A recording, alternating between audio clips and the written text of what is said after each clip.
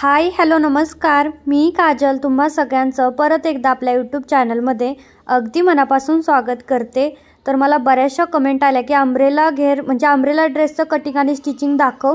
तर खरंच लेट झालाय, तर चला आता आज मी तुम्हाला अम्ब्रेला ड्रेसचं कटिंग आणि स्टिचिंग दाखवते। सगळ्यात आधी आपण जसं ब्लाउजला 4 फोल्ड कपडा करतो सेम तसंच मी इथं 4 फोल्ड कपडा केलाय। तर सगळ्यात पहिलं मी इथं स्लीवचं कटिंग करणार आहे, कारण हा तुकडा एक शिल्लक राहिला होता त्याच्यामुळे। तर आता माझा हा ड्रेस आहे ना 32 साईजचा आहे, तर 32चा चौथा भाग येतो 8 इंच।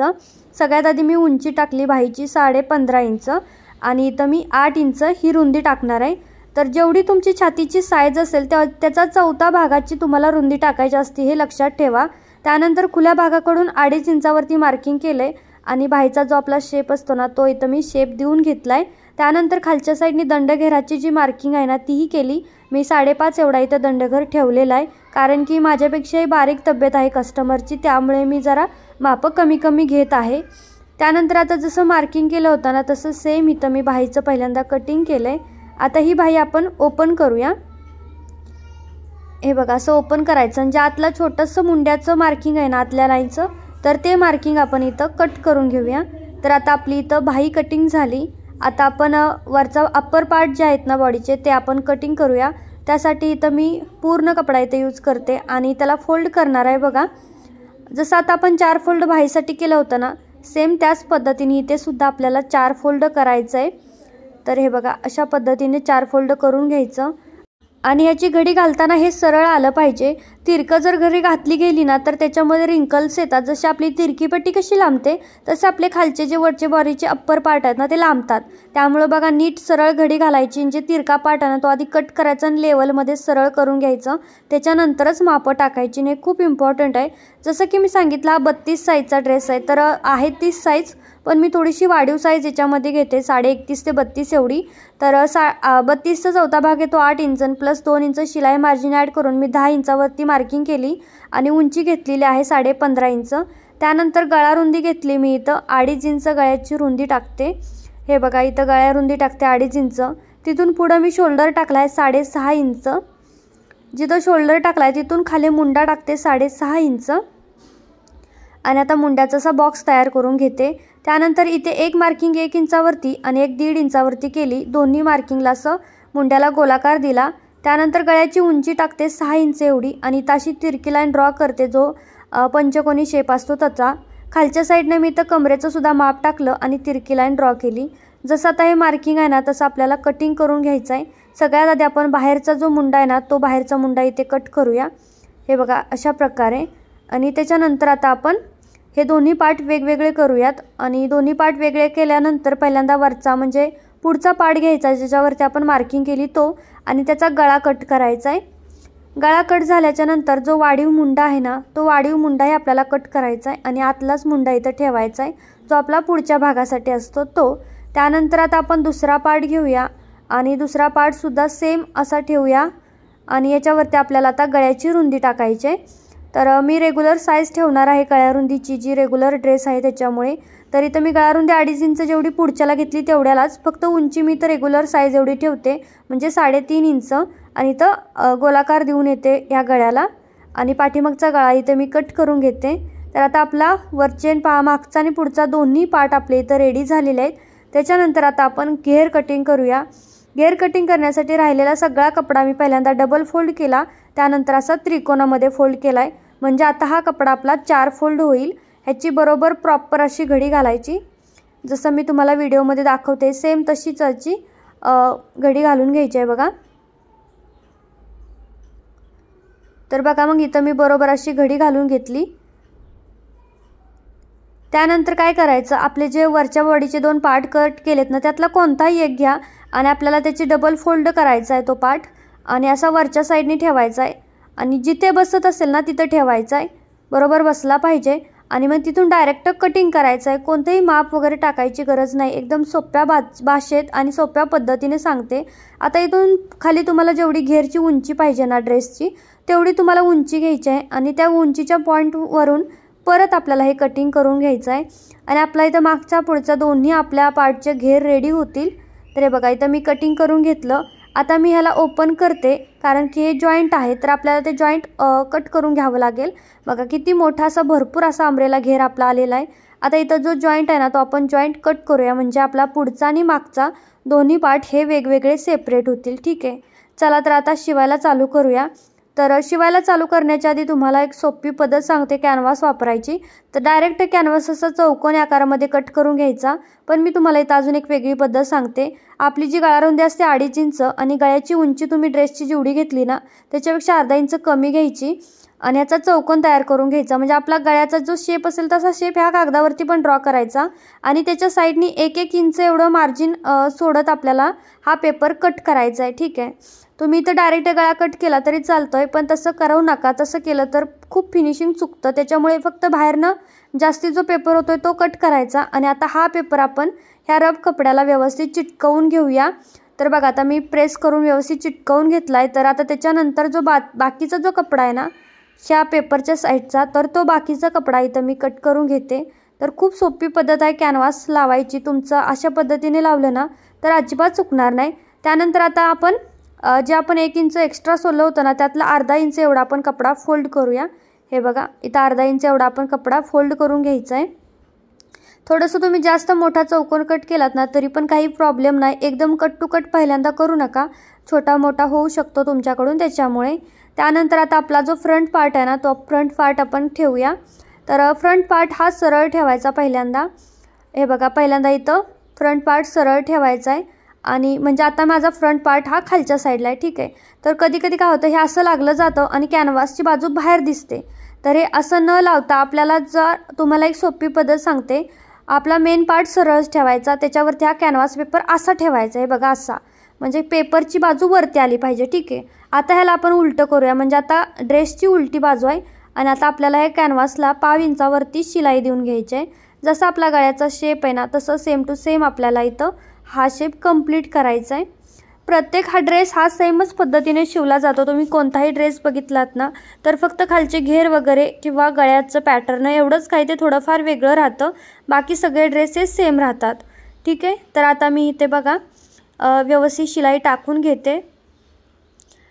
जिथे कोना असतो ना तिथे सुई आतमध्ये ठेवायची आणि फक्त कपडा फिरवायचा, म्हणजे फिनिशिंग बिघडत नाही। कधी कधी सुई वर असते ना आपण कपडा फिरवतो त्याच्यामुळे तिसरीकडेच आपली शिलाई जाते आणि ते बरोबर दिसत नाही। त्याच्यामुळे ही एक खूप इम्पॉर्टंट टिप आहे की जिथे पण तुम्हाला तिरकं शिवायचं आहे किंवा कपडा फिरवायचा आहे तिथे तुम्हाला सुई आतमध्येच ठेवायची आहे। तर आता बघा किती प्रॉपर अशी आपली शिलाई लागली। आता शिलाई जिथून मारली ना तिथून थोडंसं 1-2 लाईनी कपडा सोडून आपल्याला हे सगळा एक्स्ट्राचा कपडा कट करायचा आहे आणि मग छोटे छोटे कट्स पण द्यायचे आहेत आपल्याला इथे। हे बघा असे छोटे छोटे कट्स दिले। त्यानंतर हा कपडा आता आपण आतल्या साईडनी फोल्ड करूया आणि मग इस्त्री करून तुम्ही हात शिलाई केली तरी चालतंय किंवा एकदम कडेने शिलाई दिली तरी चालतंय।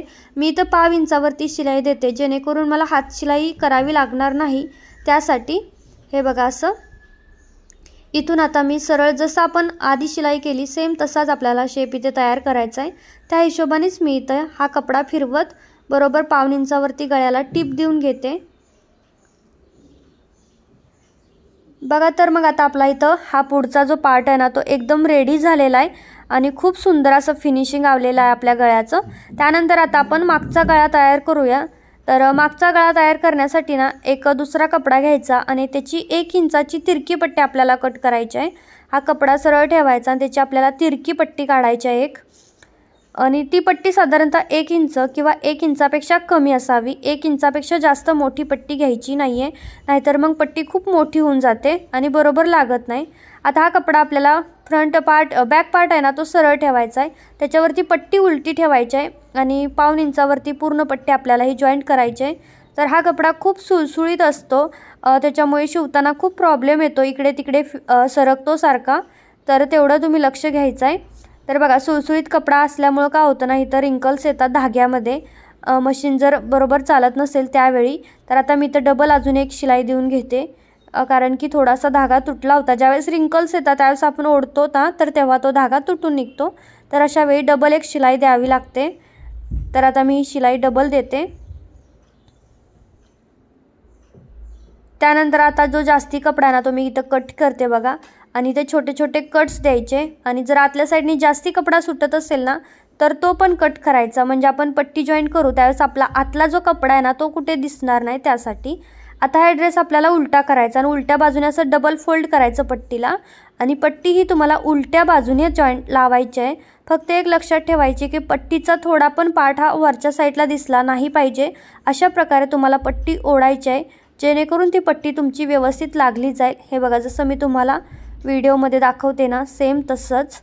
आणि खूप छान फिनिशिंग सहित रेडीमेड टॉपला असते ना तशी सेम टू सेम इथं पट्टी लागली जाते. ज्यावेळेस तुम्ही ही जी पद्धत आहे ना माझी, ती पद्धत जर तुम्ही वापरली गळ्याला फिनिशिंग करायची तर हे बघा, आता आपली इथं पट्टी व्यवस्थित अशी तयार झालेली आहे, लागली गेलेली आहे. आता आपल्याला काय करायचं, याला तुम्ही इस्त्री थोडंसं करून घेतलं ना तरी पण चालतं आहे. तर हा पार्ट इथं मी उलटा ठेवला आहे आणि त्याच्यावरती आता बघा तरी अशा प्रकारे बघा सरळ ठेवलेला. ह्या वेळेस मी असं उलट्याने नाही फिटिंग करणार शोल्डर. तर हे बघा सरळ ठेवला एक पार्ट, त्याच्यावरती दुसरा उलटा ठेवला आहे आणि आता मी अर्ध्या इंचावरती जे शोल्डर दाबायचे आहेत ना ते शोल्डर आपले मी इथं दाबून घेते बघा. तर दुसरा शोल्डर सेम पद्धतीने मी दाबून घेते. शोल्डरला सुद्धा 2 शिलाई द्यायच्या, जेणेकरून जी शोल्डरची शिलाई आहे ना ती उसवणार नाही त्यासाठी, कारण डेली यूजचा टॉप आहे तर तो रोजच यूज होणार आहे त्याच्यामुळे. तर इथे पण बघा शोल्डरला मी इथं 2 टिप देऊन घेते.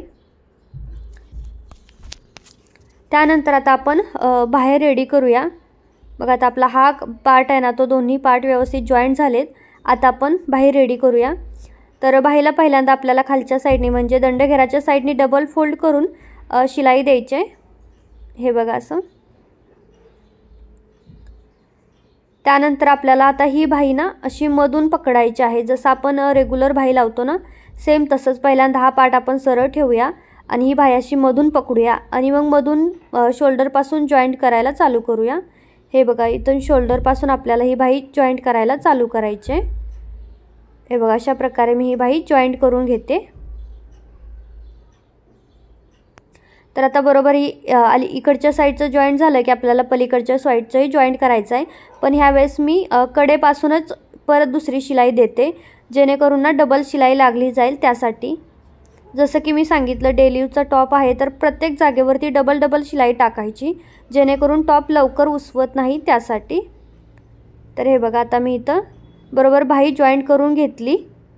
तर इथे बाहीमध्ये सुद्धा थोडे छोटे रिंकल आले होते, म्हणजे शिलाई लूज पडते. जर हा कपडा पातळ असला की मग हा प्रॉब्लेम होतो. तर अशा वेळी थोडंसं ताणून म्हणजे मागच्या साईडने थोडंसं ओढून धरायचं आणि मग शिलाई कवर करून घ्यायची.